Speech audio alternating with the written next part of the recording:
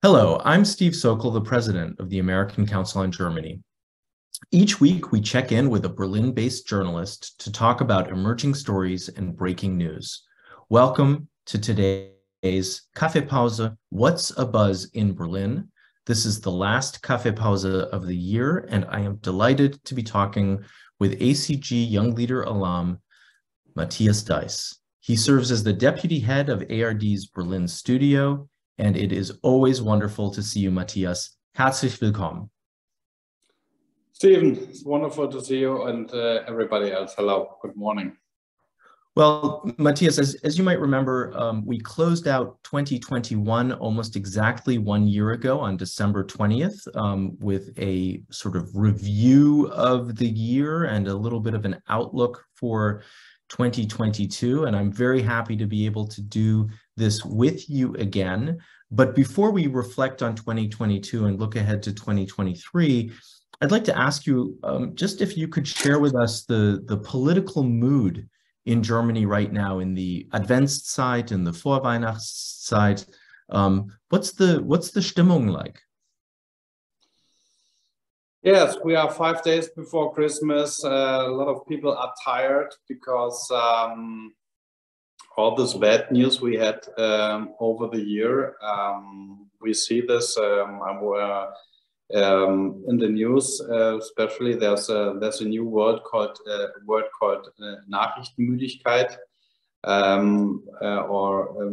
people are avoiding to watch our news show because they await only more bad news, and they don't want to hear it anymore because the whole country, or they see the country and the whole world in a constant state of crisis, and a lot of people don't know how to deal with this anymore. So there's the big unsecureness still, and so I think everybody in these days is hoping to get some rest at home in the family, to have a quiet Christmas, but very well knowing that the war in the Ukraine is going on, and there will be more bad news. And in this time of insecureness, you see a Chancellor Scholz who doesn't seem to be insecure at all. He's walking through Germany with a self-confidence, which is hard to explain. And for himself, he says, I have all the answers. I knew everything before. And this doesn't match too well with this state of insecureness under the people. So I definitely want to come back to this state of crisis and your observation about Chancellor Scholz, who seems very self-confident at the moment. In just a moment, as we sort of reflect on the year and look ahead to next year. But before we do that, there's one sort of breaking story that I woke up to this morning that I'd like to spend a couple of minutes talking about.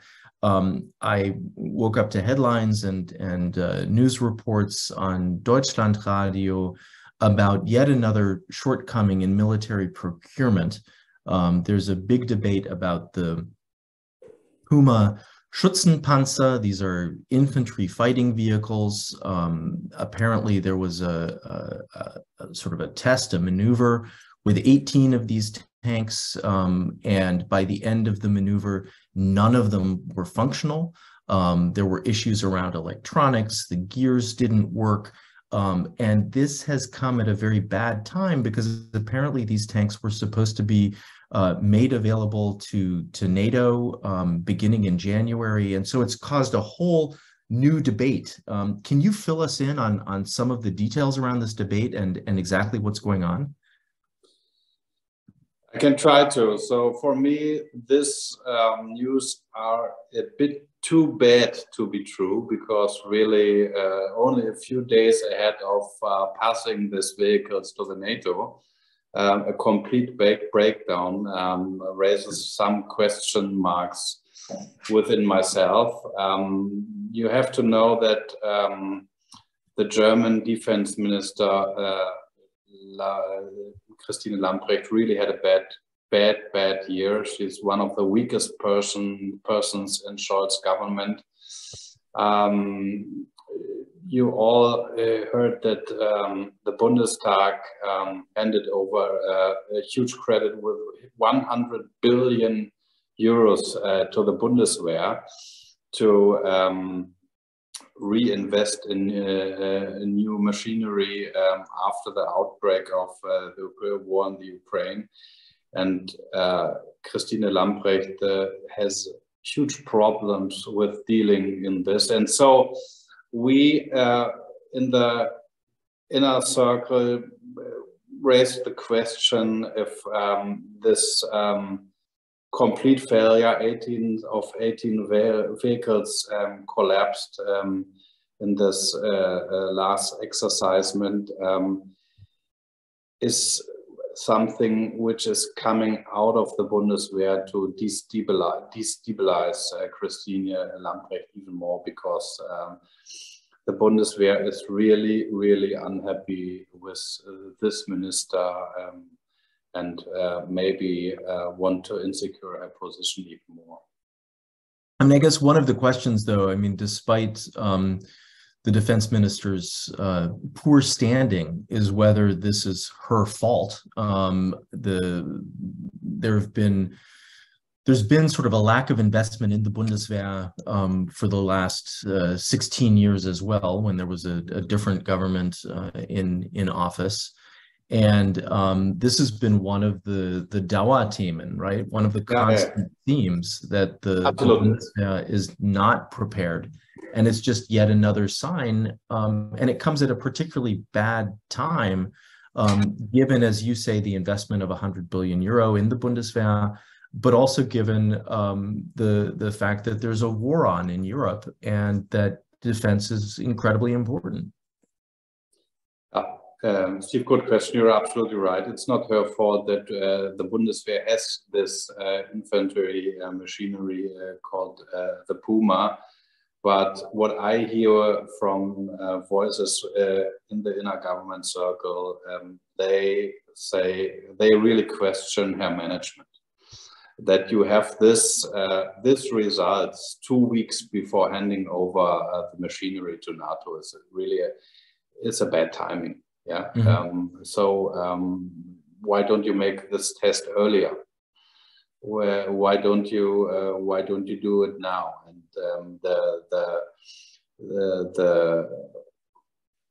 it seems to be well staged. There's also a letter from within the Bundeswehr, which is about the Pumas and this exercisement, which is written in a tone of emergency, which just seems to be sound like a cry for help out of the Bundeswehr. And if you have a management, if you have a defense minister which is in control of things, you don't need to write such letters. You just discuss this in your inner circle and say, okay, how are we dealing with this?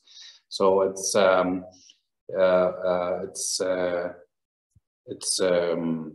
question of management, I think.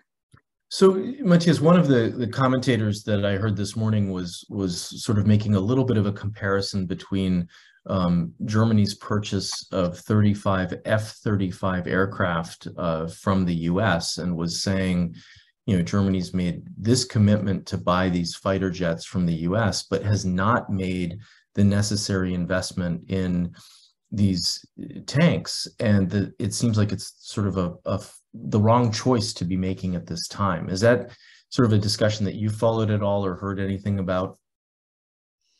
Germany, we more of have a discussion why is the F-35 not bought yet? Mm-hmm. Why does it? We have the Zeitenwende. This is a word of the year in Germany. And the parliament was quite fast to forward this huge amount of money, but still no contracts are being made. Why is this taking a lot of time? we all know that the Bundeswehr is in a bad condition, and the German government openly says that the Bundeswehr would not be ready to protect the country in a case of attack from Russia. And so a lot of people really raised the question, why are we not acting quickly on this behalf? So maybe two more questions about defense issues, and then we'll move on to other things. And I guess one of them is, it seems as if this is creating a lot of tension between the Bundeswehr and the defense industry. Companies like Rheinmetall and Klaus Maffei are companies that were responsible for building these tanks. These are also companies that we've all been looking to, given the war in Ukraine, to try to supply equipment and materiel to Ukraine during this crisis. Is there a new sort of tension evolving between the Bundeswehr, the political elite, and the defense industry? Yeah, well, it's not hard to imagine that for the defense industry, this war is a big chance, and they really try to sell as much as they can, not only to the Bundeswehr, but also over the German government to the Ukrainians. And they heard Olaf Scholz that the Zeitenwende will also include that Germany is giving weapons into war regions. This was like a no-go for decades, and we changed that. And then there's a big gap because the defense industry said, "Oh, we have enough tanks. We could immediately give to the Bundeswehr or to Ukraine." And you said, German government, you're willing to do it, but we see still no orders. We don't see. We don't know your criteria. What are the criteria that you decide? And this is something big. There are a lot of big question marks, which also we journalists have still at the end of the year. And Olaf Scholz is not willing to answer that what he's buying for the Ukraine and what he's buying and what he's not buying. And this is something we really question the whole year, and we have not all the answers we need at the end of this year. Well, and maybe one big piece of that question, and I'm not sure if you have an answer to this, is given Germany's commitment to provide weapons to a conflict zone, which is a major change in its position, as you said, a lot of people have been wondering. I mean, a lot of people have recognized that some equipment has been provided, like the howitzers and whatnot. But there have also been lots of questions of when this will be stepped up further and when more will actually be supplied to defend Ukraine. And that question looms large as this year comes to an end and as the war continues.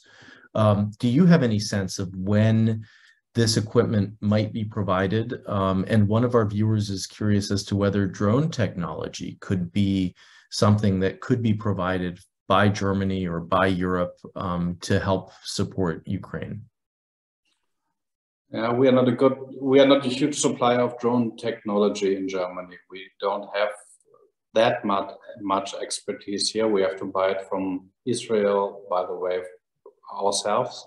So this is not our main expertise. But I was in the Ukraine at the end of October, and this was really the biggest question raised by the Ukrainian government at that time.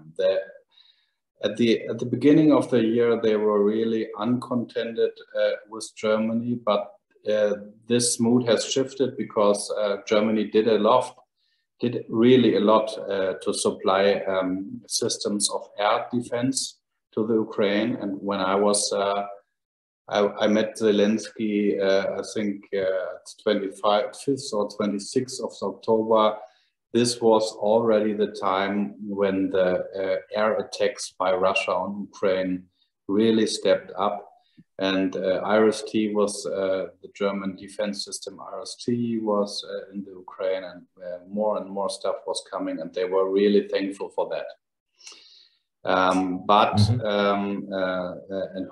asking for more, of course, but still, I think the biggest questions they have at the moment are about tanks, because the Ukraine is not able to go any more forward to push Russian troops out of the occupied regions, and they need more vehicles for it. They need weapons to attack, and Germany is very, very restricted to this point. So let's take a step back and look at the year, and I think it's fair to say that 2022 has been quite a year. We've been in a constant state of crisis. I think when we started the year, we all knew that we would be dealing with the COVID-19 pandemic after 2 years of dealing with it, and we've continued on with it through the course of this year. But of course, since February, everything has been overwhelmed by Putin's war in Ukraine. As you said, Zeitenwende has been called the word of the year, and sort of encapsulates some of the shifts, some of the transitions in German foreign security and energy policy. But maybe in broad brushstrokes, you could share with us how you think Olaf Scholz and his three-party coalition have managed the variety of crises that it's had to face this year. Yeah, I mean, the good news for Olaf Scholz is he's still in power. He managed to stay this first year in power with a coalition Germany has never seen. A coalition party called Ampel, and they really from day on, they are in a constant crisis mode, and they everything they did together before coming into office was like really arguing about every little piece they would govern together in the coalition treaty. And 1 month after this coalition treaty is worthless, because they have a complete new situation. And this, for a new government and a new coalition, is a really difficult situation. They didn't have the time to see if they can really trust each other. And if you see the year in a whole, because we already had important elections again in Germany, where one coalition partner, the Liberals, lost almost every election within the year. And of course, they are really uncontented with these results, and are in a constant state of emergency now, because they have to fear that they don't survive this coalition as a party. The Greens, who are winning all the elections and have nothing to worry, and in between a chancellor whose first interest is to stay in power. This is not an easy situation. I was with Olaf Scholz at the COP27 in Egypt, and he's very aware of this difficulty within this coalition. And he's really trying to outbalance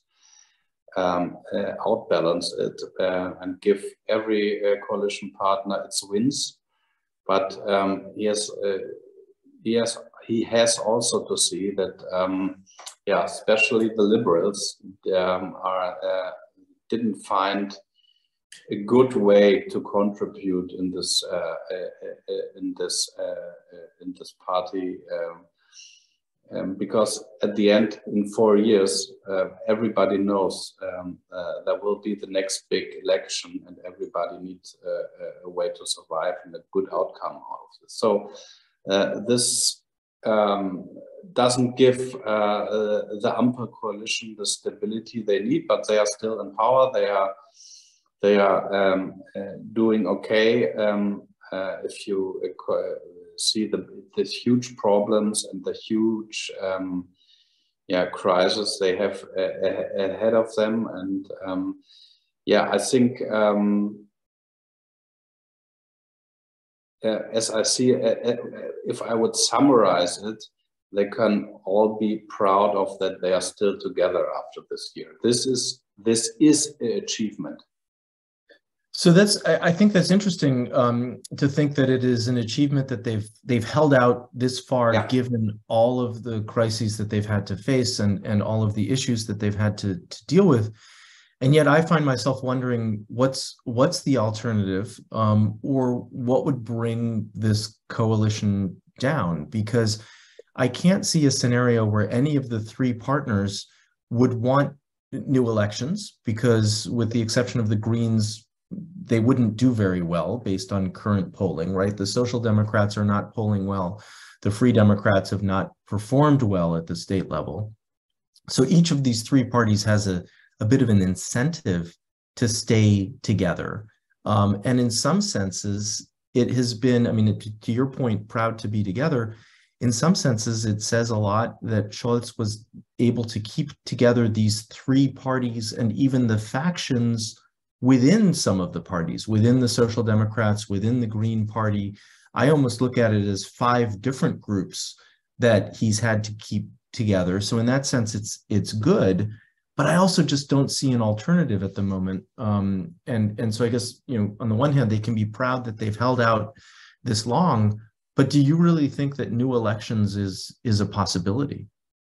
No, not at the moment, and I don't see any alternative at the moment too. But if you have a crisis like this, let's look 4 or 5 months ahead, and maybe there's a situation that the government notices that they still don't have enough energy for the next winter, and that they need the German the 3 nuclear plants we have left longer than April, and to enlarge them over the winter until April already was a huge discussion within this Ampel.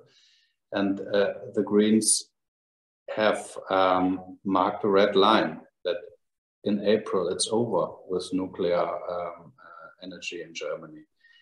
The Chancellor, who is responsible for all the Germans, and not only the German citizens, but also for the German industry, has to provide energy secureness at the end. Mm-hmm. So there could be a situation where the Greens say that this was our red line, or this is our red line, and where the Chancellor said, I see it, but I see also we don't have enough energy, so we have to make a further enlargement of the 3 power plants, and I need you to come with me. And if the Greens say we cannot do it, this could be a situation. And nobody within the Ampel wants the situation, and nobody wants a breakup. There is no alternative at the moment, but there could be a situation. Every party has its history and its DNA. Mm-hmm. And the times are so difficult that this government is also only 1 year in power, so there could be a situation which leads to severe problems within this coalition. Mm-hmm. So let's come back to Olaf Scholz for just a second. I mean, you said earlier that he seems pretty secure, he seems pretty self-confident. That's a little bit difficult to explain in light of some of these challenges that you've just described to us. one of the things that I think you and I have talked about in the past is sort of his communication, and that there seem to be many questions about how he's presenting some of the challenges, but also some of the solutions to those challenges to the public, but perhaps also within his government. Can you maybe unpack for us a little bit your impression of, assessment of Olaf Scholz, his leadership skills, why he might seem to be so self-confident, but also things that he could be doing to really bring his government together, but also to bring the people behind him? Yeah, I think Olaf Scholz is, as a person, if you see his way of life as a politician, he became chancellor because he was the only person who was believing in him. Nobody at the beginning of last year would have bet a penny on that Olaf Scholz will become chancellor, but he was believing in himself, and he had all the experience that he first governed Hamburg, then he became finance minister in Germany, and he said, nobody believed in me but me, and this makes him very independent in thinking and to listen to advisors. But on the other hand, in a time where such big insecureness within the government, you could say it's very good to have a chancellor who say, I know the way, and who has this big self-confidence, but it kind of doesn't match to the situation. People don't believe him yet. And there's Robert Habeck, the Minister for Economics. He's much younger than Olaf Scholz, and he's communicating in a completely different way. He says, I have questions too.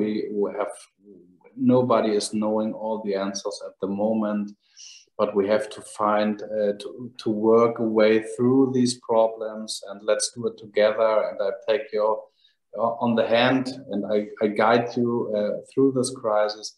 And Olaf Scholz is a complete other communicator. He said, I know everything, I knew everything, and I'm doing everything right. And this is in a time of this big problems. I think it's is still a problem, and he hasn't developed in his way of communicating in this first year as chancellor. A lot of people, a lot of journalists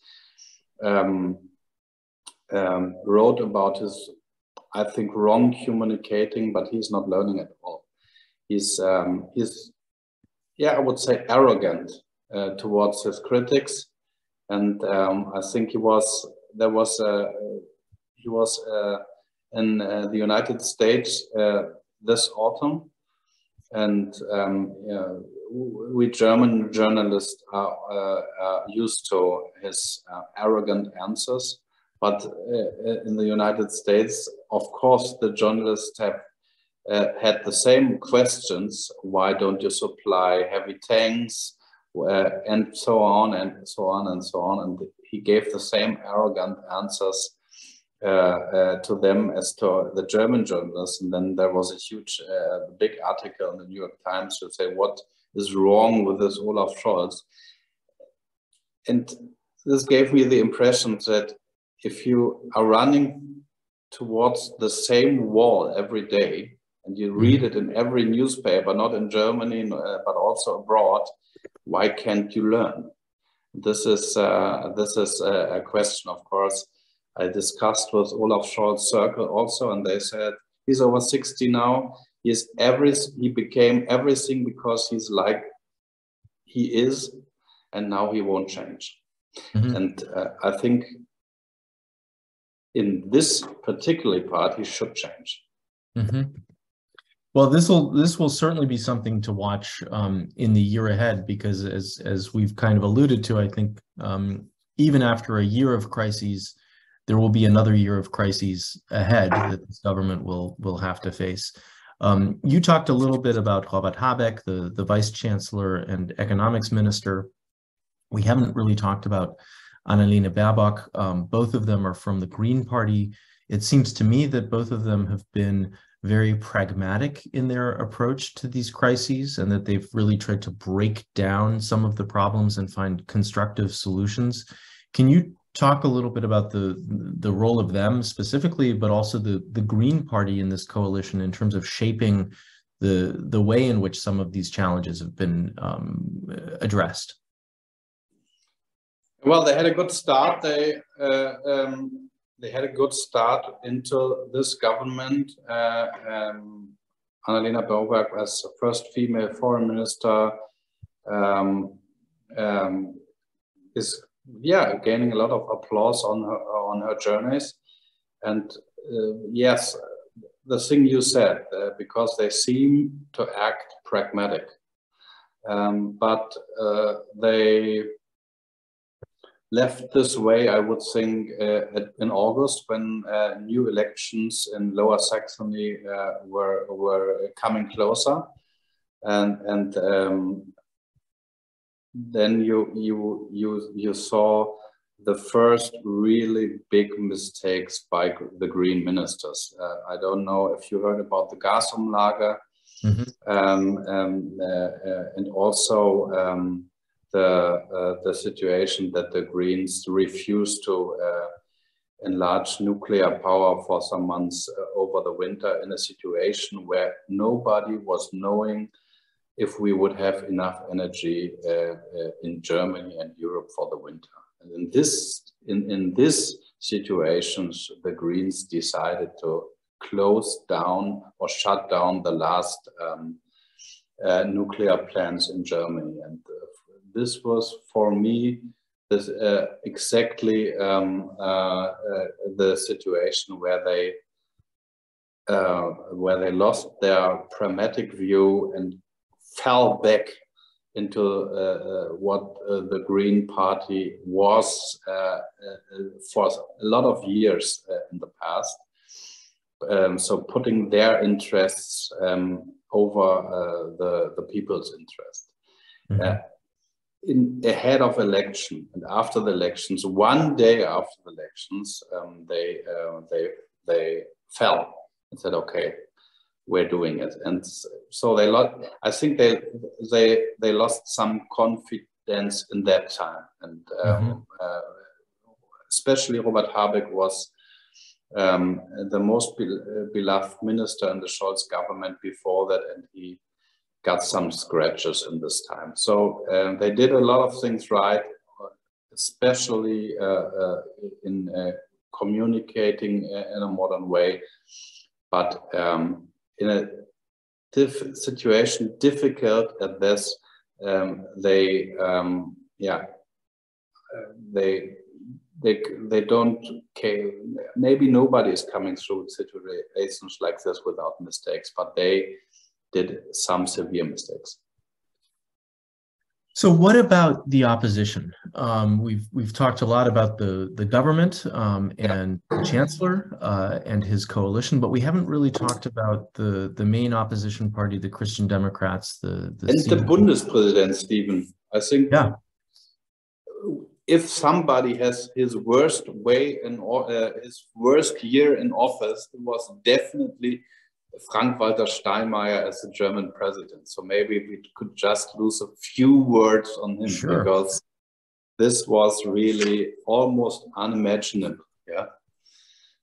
If you see him, Frank-Walter Steinmeier, the former head of Chancellery under Gerhard Schröder, and then the long years foreign minister under Angela Merkel, and then re-elected as German president a few days before the breakout of the war by almost every party together. Everybody regrouped himself under Frank-Walter Steinmeier, and then came the war. And he wanted just some weeks after the breakout, he wanted to travel to the Ukraine, and was disinvited by President Zelensky almost being on the way to the Ukraine. And I think,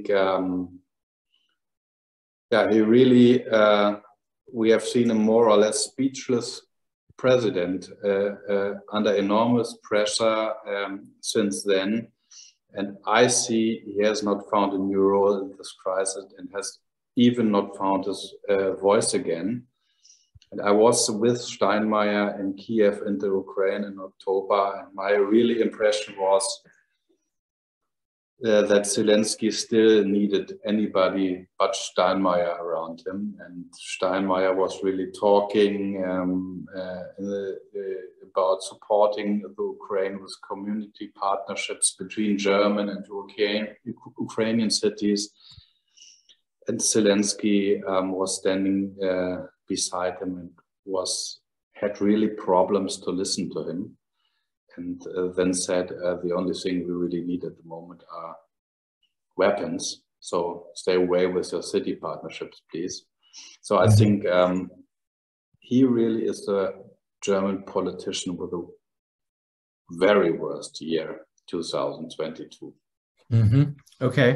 So as I've been sort of keeping a tally here in terms of the winners and losers of the year, I'd say the coalition is a winner just by the fact that it has been able to stay in office the way that it has, and that the Bundespräsident, Frank-Walter Steinmeier, is the loser of the year because he's had such a bad performance this year.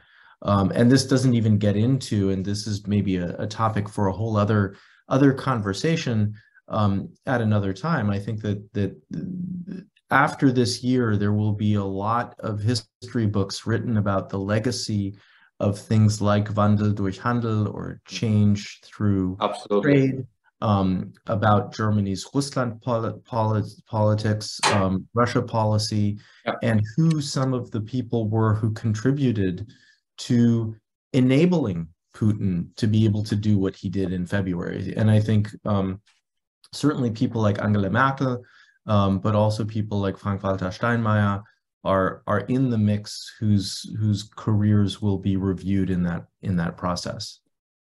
Well, of course, we can speak about Friedrich Merz now. So, but if you so before we get to Friedrich Merz and the CDU, we just got a viewer question that ties in with the government and with what we were talking about earlier about the Bundeswehr. One of our viewers writes, Olaf Scholz has not kept promises that were made to the Bundeswehr in April of 2022. How should we deal with this non-constructive attitude? And then the viewer goes on to say, obviously there seem to be some frictions between Olaf Scholz, Annalena Baerbock, and Robert Habeck when it comes to foreign policy. And so the follow-on question for me would be, who is driving Germany's foreign policy at the moment? Is it being driven in the Chancellery, or is it being driven in the Foreign Office? It's definitely been driven in the Chancellery. You see it, you have a good example also from the end of the year in the German China policy. And Annalena Baerbock was saying, the journey from Olaf Scholz to China might be a mistake, and we have to be much more restrictive with our policy towards China. And Olaf Scholz heard it, but of course he traveled to China nevertheless before the G20 summit in November. And he there achieved that China gave a clear sign that a nuclear attack would be no option for Russia. And this was a point where you could clearly see who was giving the cause within the German foreign policy. And I think Annalena Baerbock didn't repeat her critics after this G20 summit. So she's making a good position in office, but still, and this is no surprise and not a new thing, the foreign policy of Germany comes from the Chancellery. And this wasn't, under Angela Merkel, it was not very different. Okay, thank you for that. So now let's go to Friedrich Merz and the opposition. Can you give us a sense of where they stand at the moment? Yeah, I don't know if you know the German phrase, the glass is half full or the glass is half empty. And it describes... We have the same phrase in English. Okay, so you understand, of course, for Friedrich Merz, the glass is half full, because he stabilized the CDU and the Conservatives after a heavy loss of the elections last year. He is making a good figure as opposition leader in the parliament, because he is a good speaker. He's a heavy figure. He's a professional political, and he is especially good in one point, attacking Olaf Scholz as Chancellor in the Bundestag. He's really great in that. And if you see Olaf Scholz sitting beneath him and listening to him, you can see the success of Friedrich Merz in the fact that Olaf Scholz is really getting angry. And it's funny to see, because on the other hand, you have, I was speaking about self-confidence of Olaf Scholz, who is doing everything right.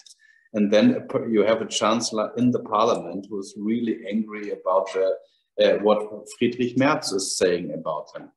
And for me, this doesn't match, because if you're doing everything right, if you don't need to listen to the opposition leader. You just do your way. So this is, for me, it shows how thin the ice still is for the Ampel, for Chancellor Scholz.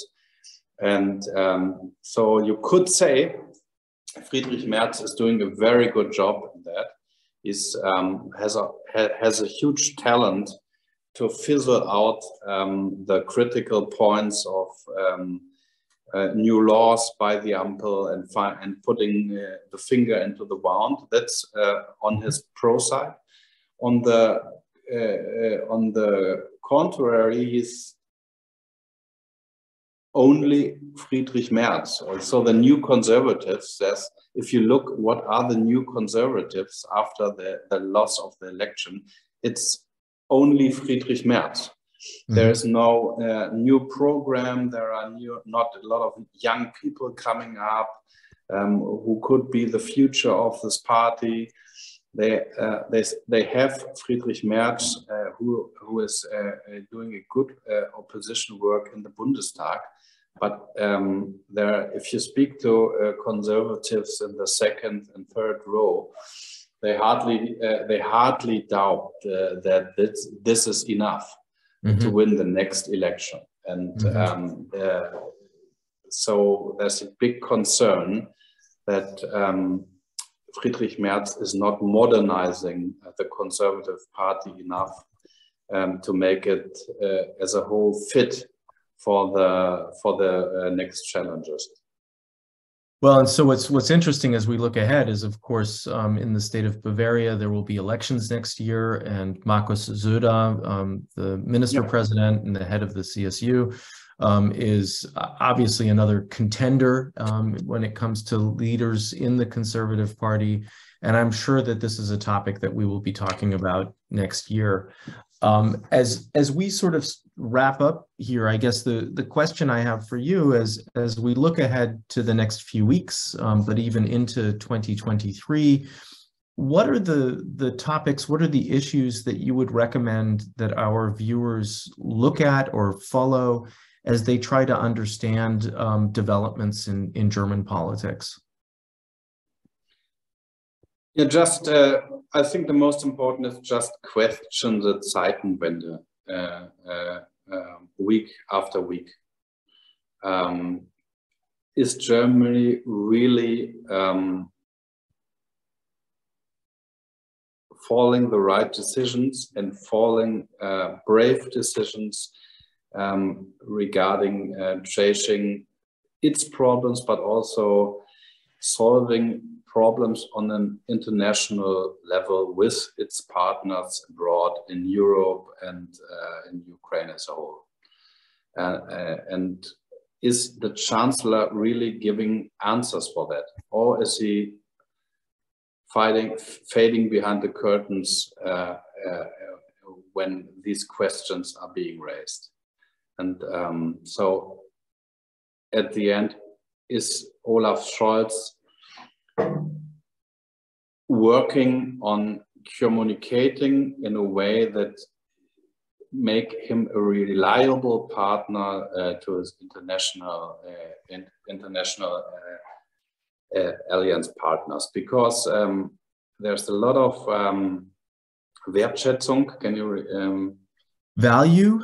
Yeah, there's a lot of value from President Biden, for example, in the public for Olaf Scholz, but there's also a lot of doubt within his European partners, the French friends, for example, which really still do not know who Olaf Scholz in the end is at an international partner.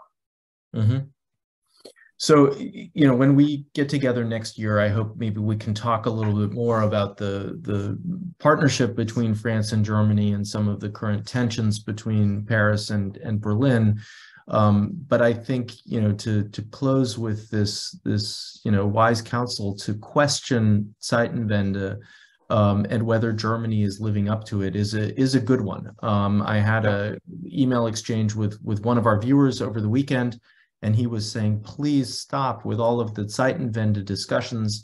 My response to him was, I think particularly as we get closer to the 1-year anniversary of Scholz's Zeitenwende speech, there will be a lot more discussions about the Zeitenwende. But I think you're absolutely right to call it into question and to try to measure whether the aspiration of that speech is actually fitting with the actions that are being taken, both in terms of addressing issues facing Germany, but also the broader international community. So, yeah, so thank you for pointing that out to us.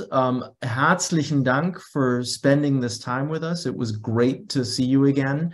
I wish you fröhliche Feiertage and alles Gute für 2023. Happy holidays and all the best for the year ahead.